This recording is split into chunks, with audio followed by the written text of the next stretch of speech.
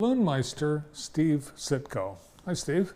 Hey Bart, how are you? I'm great. How you doing? Doing great. Thanks for having us on. Yeah. Well, thanks for taking time. A busy week because you're working the Women's National Championship all week, and this weekend's Jubilee. Yeah. Yep. So yeah, we're super excited. We've had a lot of good community support so far this year. Without our sponsors, Dawn Food stepped up to help with Women's Nationals, Hammond Propane, and it's been great so far. Last night's flight out of Apex Sports was awesome to see. There was tons of community people out there, so it was awesome, and it's been great so far. And we're looking forward to a good weekend out at the park. So I think it was a surprise for a lot of people in the northwest part of town to look up and see 20-some balloons all up at 8:30 at night. Yeah. Yep. Kind of a late launch last night too, yeah. right? Yep. Yeah, we were just sitting there waiting for the winds to kind of do and kick into what we needed to for them to be able to accomplish the task that they could last night. So we had to kind of delay the launch a little bit and then get them off the ground safely. Some great shots from JTV's John Lucas Jr., and you can see more on our website on the ORS photo galleries. And those that have noticed the balloons this week, they're questioning, well, where do I go? How do I see them? But that's part of the competition, that it's kind of got to be secret, right? Yeah, so I'll talk about both events kind of unilaterally. The women's side of it, we keep the integrity of their launch sites private to help with them being able to have the space to operate, because it is a championship and they are looking to qualify for a Worlds event. So not that the community can't be involved. We want the community involved and to be out there, watching. We give kind of the area of town they'll be in, but we're trying to get them as much space that they need to be able to operate correctly. And we love the community that's out there, and all the landowners have been spectacular this year. So that's helped a lot. And then this weekend, obviously the Hot Air Jubilee is more of the foundation where you can come out to the park and watch those evening launches and have that static environment with the food trucks and the education tent and the Kids Kingdom and all that. So it's kind of a two-pronged approach to bring a mix of national level competition and then still our great community event on the weekend. And we have some of these balloons from the Women's Championship that will hang on and continue and be in the Hot Air Jubilee. Yes. Yep. So the plan with that this year is the women will stay through Saturday night, and if you're there Saturday, the cool thing is their award ceremony to present the championship will be right on the field, so the community can see the females that have competed all week. They can see them live, receive their championship trophy, and then they are going to participate with the glow.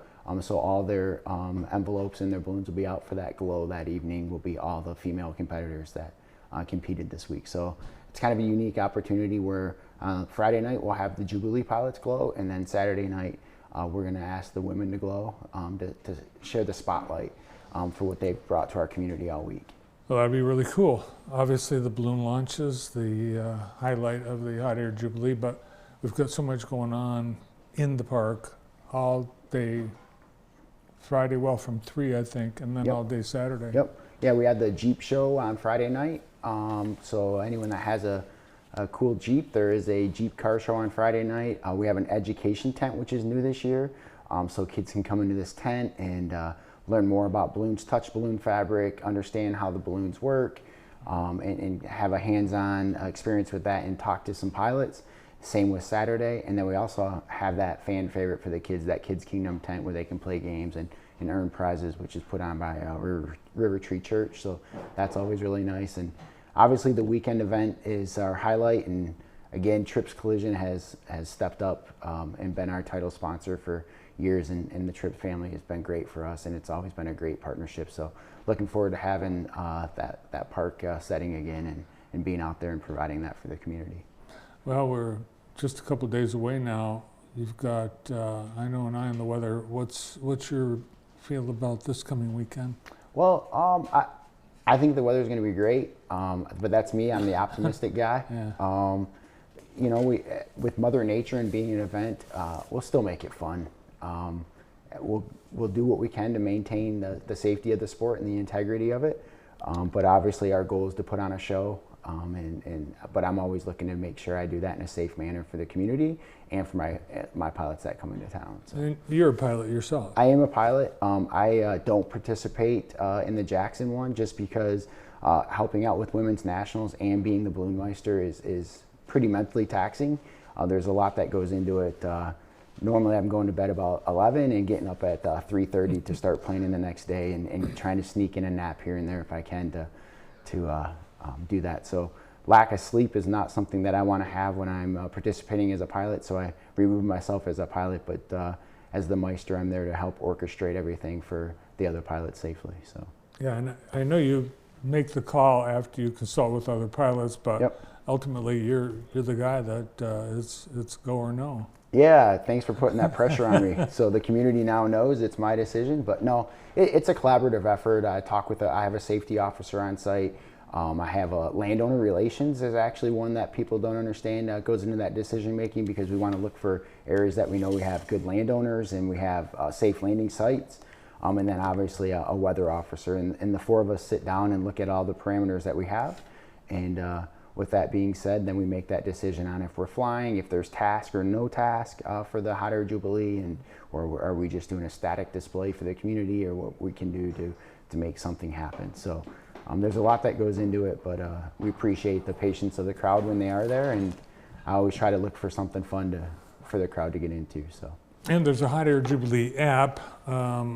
Get that, download it, and then you've got pretty much everything that you need, including details on launches or not. Yes, yeah. I'm glad you brought that up, because you must be tech savvy, because I had to have help the other day to get the app loaded onto my phone. I didn't know how to use it, so they showed me the other night at the board meeting, but I'm glad that you have it up. It's got the schedule. It'll tell you if the flight's a go or a no-go, and all the different event activities. So Yeah. it is pretty slick that we have that out there now. And then also we have our Facebook page that'll tell you go and no-go, or we're on hold, and those types of things. Nice.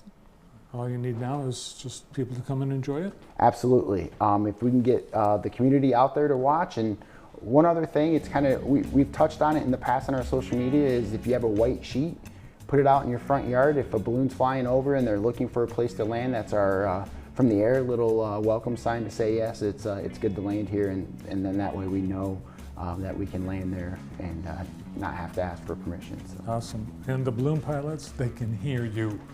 Yeah, they can hear you. So Yeah. any general conversation you kind of can hear from the air as we're flying over. All right. Thanks, Steve. See you this weekend. Yeah, thanks Bart for having us. I appreciate it. Balloon Meister, Steve Sitko. That's it. We've run out of time. Thanks to all our guests, Steve and everyone. Tomorrow in the morning show, Jeff Bontrager, Heather Aldinger, Stephanie Dobbins, all starting at 9 tomorrow afternoon. Jeff Crow, Rick Walton, Jennifer Scanlon, Jason Klepper, Steve Tucker, Matt Davis, and more. Thanks for watching. See you tomorrow.